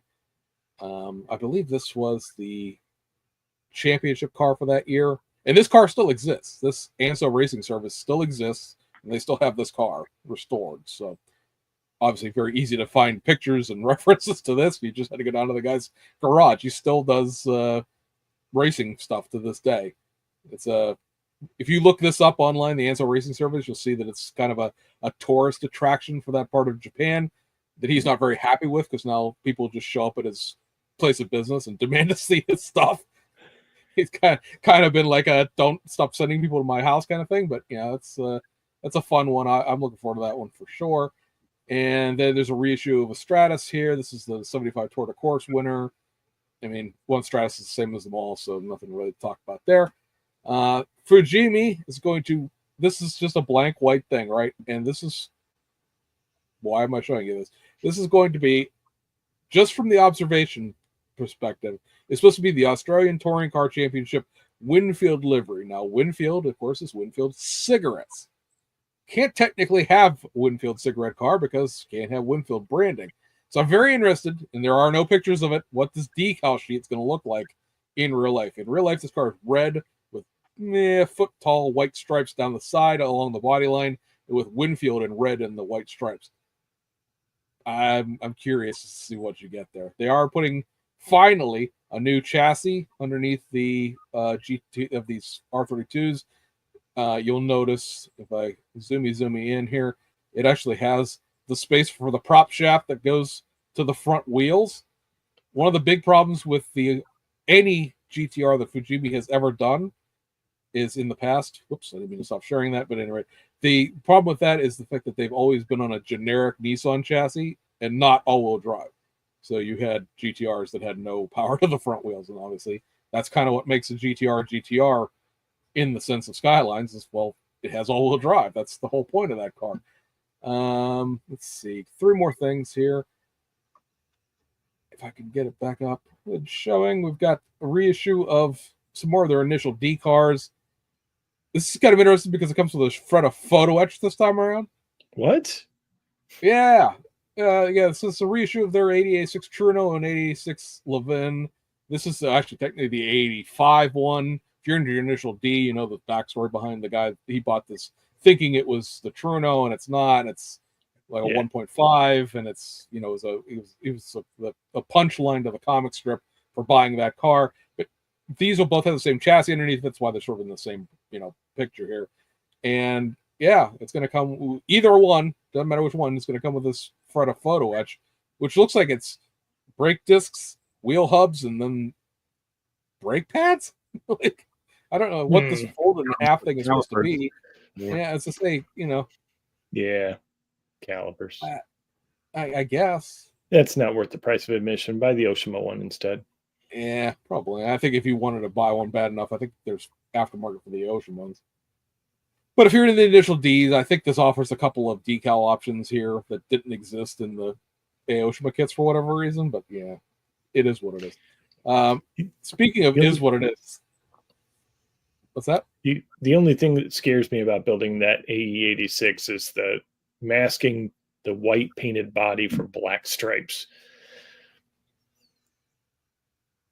The guys over at, I think, Zoomon do a masking set for that, where it's a big thick stripe, a gap, and then a big thick stripe so that it breaks up the black. I know the most recent version of the Aoshima kit has masks the same way, where they've created masks for it. So finally, technology is catching up with that problem. This is a GX71 generation Toyota Cresta, I think, or it doesn't matter. Well, this decal thing here to create what appears to be seats with you know, tufted velvet is ridiculous looking. It's high society, so you get the chewing gum bottoms. I guess there's a Bozu antenna attached here. We're really scraping the barrel for like what they're doing here. Now, I will say that Fujimi is reissuing a bunch of their like 2000s era cars. So like the Evo 9 got a reissue, the Evo 7 got a reissue. They reissued the RX-8, which is a weird car to begin with, and they made a mediocre model kit out of. But a bunch of that stuff's getting reissued. I'm not going to talk about all that because it's just straight reissues, and these are new kits, so to speak. But there are other things, but as far as their new stuff. And then lastly, it is a Suzuki Alto Regina. Okay, great. I didn't know that was a thing. So this is the same Suzuki Alto kit that has existed. I believe these are snap tights. And this kit has been done in the past before. And I talked about this for anybody who actually saw the video I released today. Yes, I released a video. It has become a thing in Japan right now to release like every single thing that has a weird seat pattern to it. It's like somebody woke up the other day and realized, hey, we can make decals. And so this has this really weird, in 2 colors too. So you have to choose your interior color, polka dot seat thing going on here. Dig it. That wouldn't have existed in 1986 when this kit was created. So yeah, that's the only sort of thing it has going for it. It's other than the fact that it's a interestingly trimmed Suzuki Alto. You get these nifty wannabe 3-spoke wheel things going on here, and then you get this big Regina kind of thing coming down the side of the car here. So, Regina? Yeah, exactly. Were those sold in the United States as a Geo something? Maybe. I think Chevy had Geo Metro. Yeah, I think it would have been the Geo. I don't think it would have necessarily been that generation of it, but I believe the Alto is where that would. Because the Toyota Corolla was the Geo Prism, and that's what we had as a kid. So that's I dig those little but cars. for better or worse, that are your January kits. Oh yeah, I think random models got it. Thinking of the Sprint, but it's not. Yeah. Well, the Sprint and the Chevy Nova. Remember that? The Nova that was based on the Corolla. Right. What was that? I can't remember what was that. Well, the plant was called that too, but it was like the California neat GM plant out there had a name to it. Started with an N, if anybody remembers. Yeah, it was a joint Toyota Chevy venture, or GM venture. Yes, it was. I remember that. So, guys, as we are upon 2025, this is a conversation, if Frank's still watching, that I've had with Frank and I had with Jason Hanscom over at Model Car Podcast the other day. It is 2025 is upon us. So people are planning their builds for the year. And I'm only asking this because I know Mr. Testor's in a predicament of projects here. So this will be fun to hear his list. The conversation I had was, I don't know how you plan a list of projects for an entire year because you don't know what's coming out for the entire year. Like Shizuka announcements will come in March for May and June, July. So like, how do I plan past summer if I don't even know what kits are coming in the summer? Right now, obviously, I'm living in a den of projects here. I don't need any more kits. I can plan projects for the next 50 years without ever buying another one. But so that's our topic here. What are your plans for the new year? Sean, go first. Since I know you have one project, because I keep getting AI renders of various versions of it every time I mention a model kit. Sean, I have an idea for something I want to build, but Sean wants to build a trophy truck kind of thing. Yeah, sort of a trophy truck, all the things. Yeah.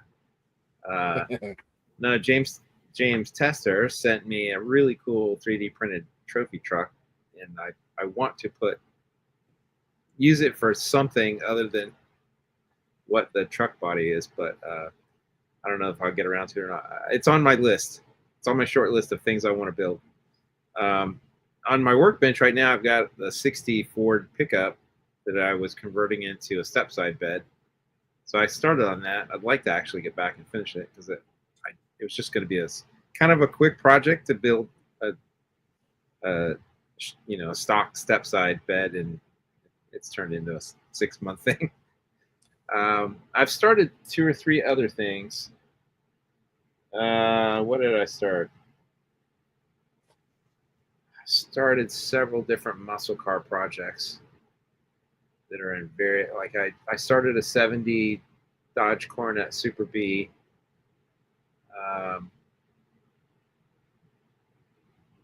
What color?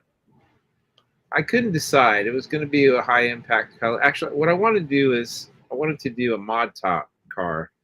And actually, okay. the 70 Super B was not available with a mod top. Right. So I was going to do sort of a Phantom, my own sort of creation. And probably either the green or the blue. And I've got the newer version that has the colored C stripes on it. And it has both the green and the blue in the kit. So I thought, oh, that'd be cool to do with a mod top. Oh, yeah.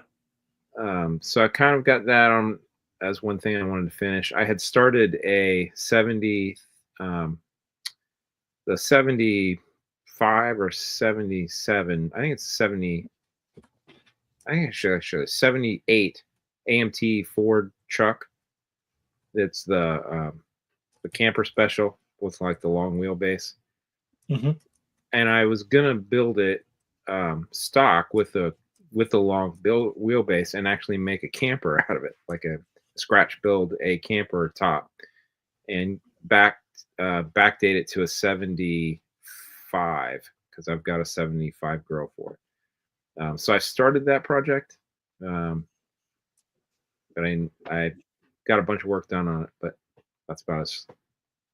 It's on my short list of things that I'd like to actually. I think one of the themes for the NNL is like car carriers or trailer car haulers or something.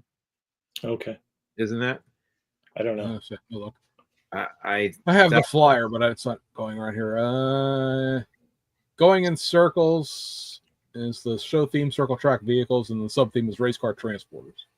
Right. So I wanted to kind of maybe build a hauler for a short track dirt car. So I've got plans and ideas, but I don't know. We'll see. I don't know. There's only 100 days now between. So I don't know. And then I'm scheduled to build at least one, probably two Mobius upcoming box art projects. So I'll have to. I haven't even got. In fact, I don't. I know one of them. The tooling's not even finished yet, so it could be a while. Okay. That one gets done. That's me. Mr. Testor. In your sea of obligations, what are your plans for 2025? So for PZY kit box, we have the Lexus LC500 coming like 2-3 weeks from now. But before that, I have a super secret resin print project that I'm working on for Automotive. Can't tell you what it is, but I'll have that done in 3 weeks. So Automotive's secret project, PZY's LC500. I think there's going to be another BMW coming Z4 from PZY. And then I do want to build one of these Bill Cunningham race cars. It may not be very spectacular, but I just really want to build one of them. Yeah, there's the Lexus. That's gorgeous. We're going to have multiple versions of this Lexus. There'll be right-hand drive versions. There'll be left-hand drive versions. The initial kit is basically two different two-in-ones, right? Because one is luxury, one sport. Luxury one with like a Tom's body kit on it, and then the other one is the sport version that has I think it's just a factory sport version body kit on it. But there's 2 sets of wheels for this one, 2 sets of wheels for this one, and then there's at least 2 more coming after this that they haven't publicly announced, so I won't. But there's 2 more coming after this. So if you've got a thing for this particular Lexus, 2025 is certainly your year. Yeah. So then I'm not really sure. I do want to build the Hellcat Charger when that comes out from AMT. That one's on my hot list. Yes, Kevin, I'm going to get back to Mopars. Yeah, there's a few more other little projects that I keep staring at in my room here that I'd like to get to. But yeah, I'm tied up with PZY stuff this year quite a bit. I think it's right behind what would now be your right ear. There's a Lamborghini back there that you still have to build. Yeah. That I also have. You have a convertible version, and I have the roofed version. Right. But yeah, so I'll be doing a lot of resin stuff this year. So how far? James? How far does that book you out? Does that book you out through like June, right? Give or take? Yeah, June, July. Oof. We're already in mid-January. You know, it's been a thing that I have a bunch of projects started, and I know several people have, because you even talked to me about making a video about this. I don't know if you ever did or not. That's just, you know, laying in wait for us to be sprung upon us. But like the shelf of shame, shelf of doom idea, right? Like I need to finish some stuff, which is like the biggest, dumbest statement of the year, right? That guy who doesn't build anything needs to finish some stuff. But I really do need to get to like the point of like I have several builds that are, you know, 2/3 of the way through that just need to be done. They just need to be finished. They're in boxes. They're blocking things, and just, you know, that's sort of the spring thing here is going to be. I have an SLS Mercedes-Benz that I've been working on now. I went back and looked at some of the live streams for it since 2018, and basically I just need to carbon fiber the seat, finish the dashboard, and put it together. It's done otherwise. And then I have a Toyota Corona, which was sort of a Corolla-sized Toyota that was only sold in Japan, that I've been building almost as long. and it's just, you know, I I talked to Jason the other day for a good long time, and we were discussing just like, you know, trying to plan ahead and stuff like that. And you know, my problem is that I can look at any model kit and tell you exactly why I don't want to work on it right now. It's like there's some complex. The primary reason that this chassis isn't any further along than it is because this entire, you know, the whole center line of the car has to be masked off and painted because that's all heat shielding for the exhaust. Will I screw that up if I do that? No, I won't. I know I won't. I can mask off. I've done so many, you know, I have chassis sitting around here for all over the place for days, interiors sitting around it because there are a bunch of them are in this drawer beside me, so they're not out in the dusty, you know, basement. Everything falls out of your basement. You guys know that. But like some of the stuff just needs to get finished. It's I want to do one of the 911s too. Like I'd commit to the tow truck, but I know the tow truck's 5,000 pieces, and I don't have an idea for it. Like I don't know what color I want to paint it. I don't. You know, it's like I'm not going to dig it out and start that and have that spread all over the back 40 acres, and not have a, because I like to sort of take the ramp truck and the tow truck and sort of, you know, match, you know, be matched colors and have them be a set for, you know, towing, hauling company kind of thing. But whether or not that'll ever get done, I don't know. But just plan on building something for East. I say the stash is now getting back up to that point where it made my eyes pop out of my head and I sold a bunch of stuff. It's crawled back up to that number again. So some stuff either needs to get built or we need to fire sell off some more stuff on the Facebooks where I never get the value of it back, but at least it's not in my house anymore. Yeah, I'll come shopping at your place. Come on down for our IPMS show in March. You can waltz out with caseloads of stuff. You know, because it's one of those things where if I sit here, right here beside me is the pile of Ascona kits, right? Well, those are really cool and they're brand new. If I build one and I built it on YouTube, I'd probably be the only one building one. So, but who cares, right? Because it's one of those subject matters that also nobody cares if I build an Opel Ascona because it's going to appeal to the niche of rally guys who like early 1980s rallies and cared about German GM vehicles. It's like 9 degrees in the separation into a basement, right? And then I've got, you know, there's, you know, I have underneath that's the what is the 65, right? It's the Pontiac GTO Craftsman kit, right? Well, that's just a paint it and throw it together project because there's no engine, there's no anything like that. But then I've been have a paint it and throw it together thing with the 62 Nova curbside kit forever and a day. I've got reference photos for it.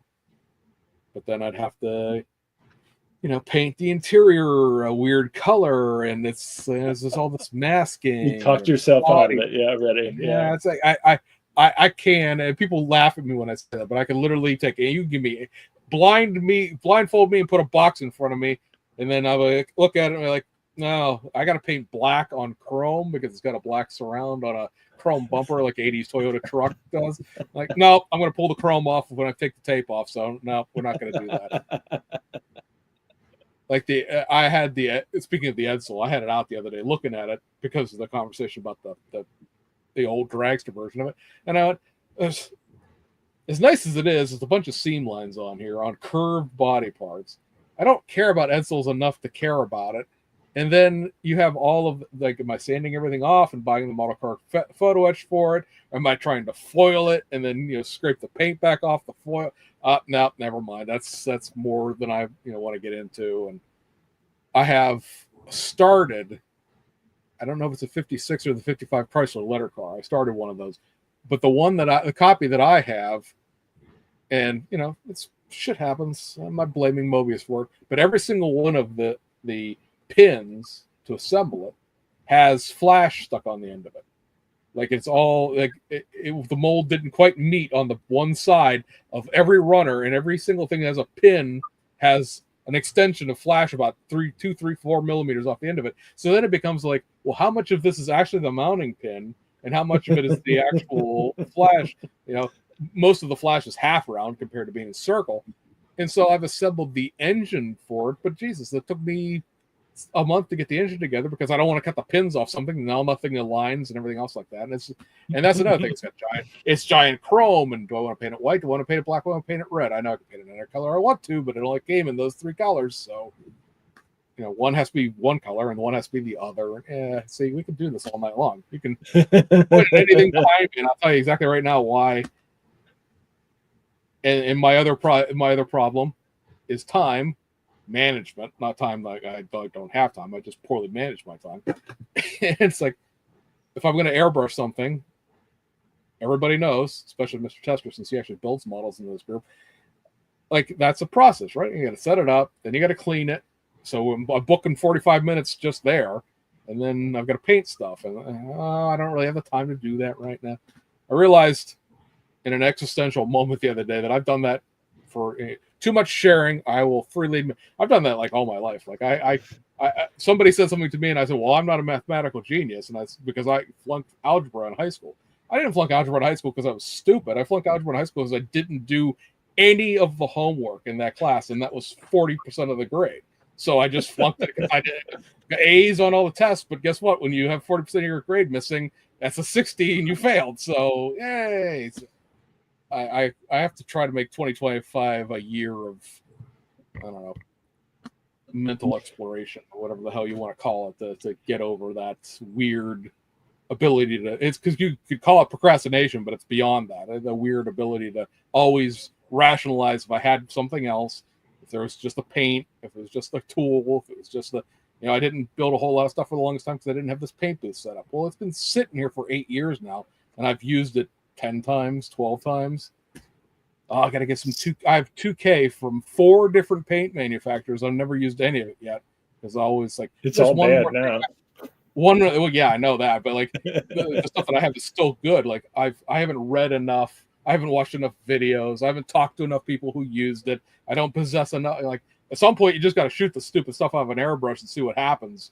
Talking to people and watching, it's like so much information you can ingest before, right? You're spinning in a circle, basically. Well, I think setting mini goals to say, this week I'm going to get this done, and once you accomplish that small goal, then it sort of steamrolls.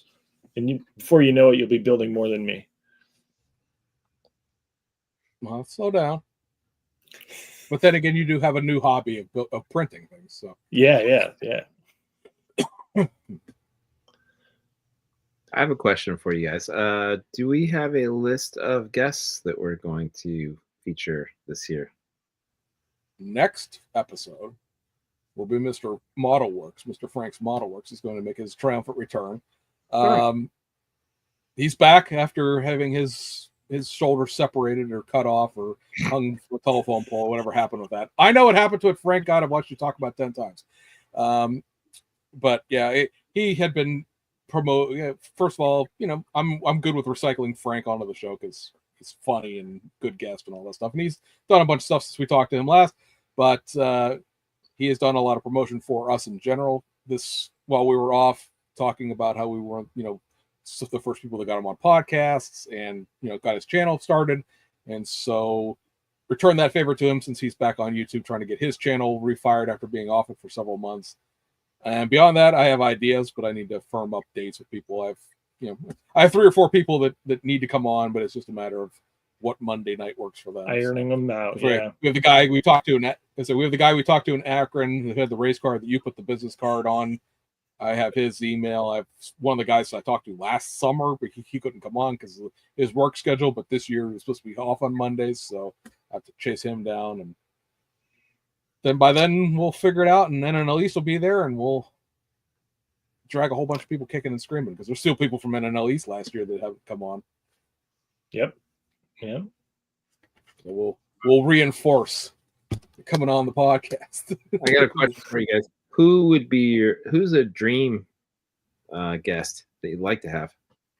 Well, I know you talked about one time in our chat. I'd like to have Bob Downey on. I like Bob. I've talked to Bob a bunch, and his ability, because for the longest time he was building review models and stuff like that. His ability to build spotlessly clean models in a short time frame is something that I sit over in the corner and be like, oh man, I really wish I could just build a model.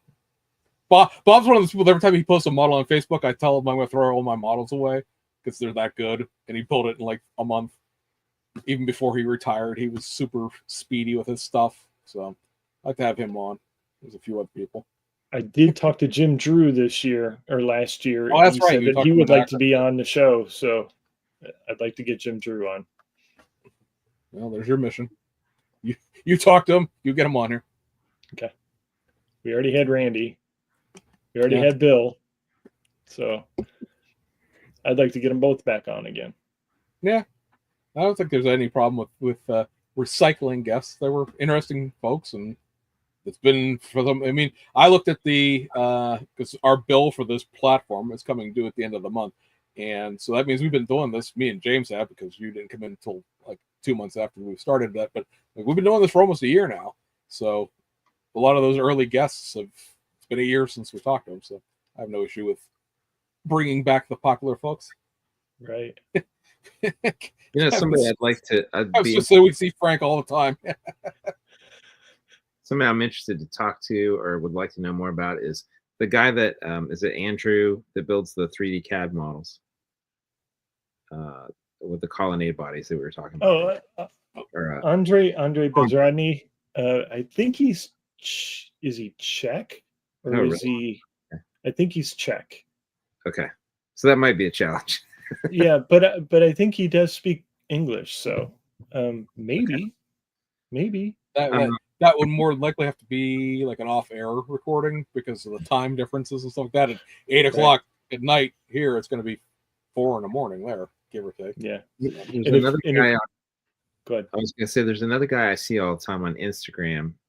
I don't know his real name, but he goes by Stoke Models. Oh man.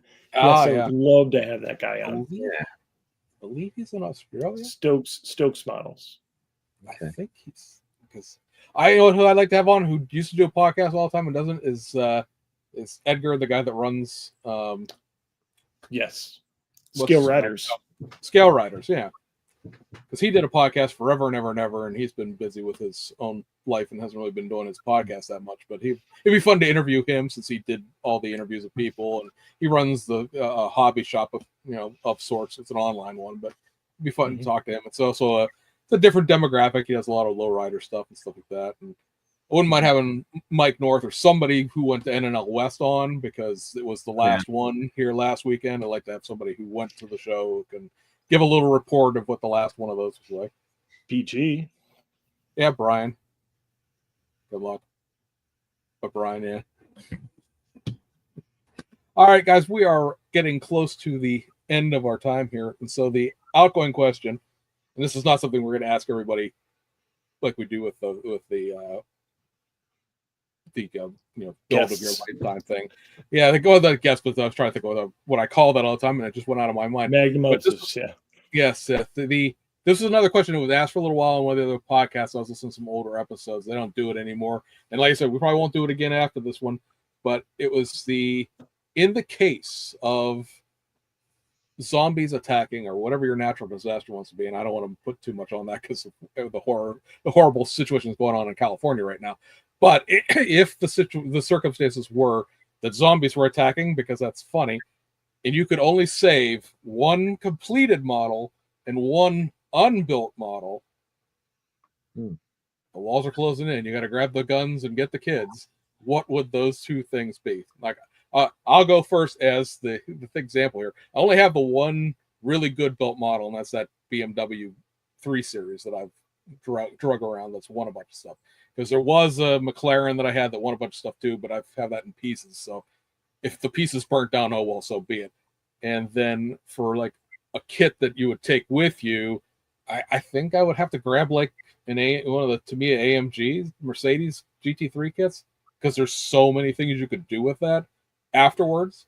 Like I'd like to say scoop up like armfuls of resin kits because they're so small, but it's only one. I don't own any kit that is of such impact to myself that if this house burnt down and all this stuff went, I'd be like, holy crap, that was like 5-digit amount of model kits that just went up in smoke, but none of them are going to be like, oh, I lost that X, so These guys are sitting here staring off into space, thinking. And I'm thinking, of the built things that it's kind of a quirky thing that I built, but the Dodge Stratus North American touring car replica that I built that was featured on the tour of my basement. I don't know why that car is really. I saw the real one in person at the Detroit Auto Show. I saw the real one race at Mid Ohio, and I built it because I had kind of an attachment to the car, and it's kind of a unique thing. And so that one I'd probably grab. In terms of a built kit, that's a tough one. I'm looking at my resin stash here. I would probably say something of there because they're rare, hard to find, they were more expensive. But I don't know which one I would save. I don't know. Probably the one on the top of the pile. Oh no, you ran out the door with a heavy Chevy. How about you, Mr. Testor? I say, come on, you're staring at the ceiling. Well, I know your shelf is behind you, but you're staring at the ceiling. I would grab my BMW Z4 2009 car, the Hatsune Miku car. I really enjoy that decal scheme. And up here is a 1/12 scale Tamiya Enzo Ferrari.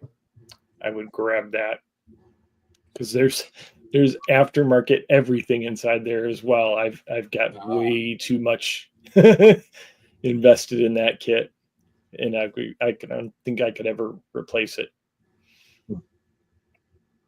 Good question.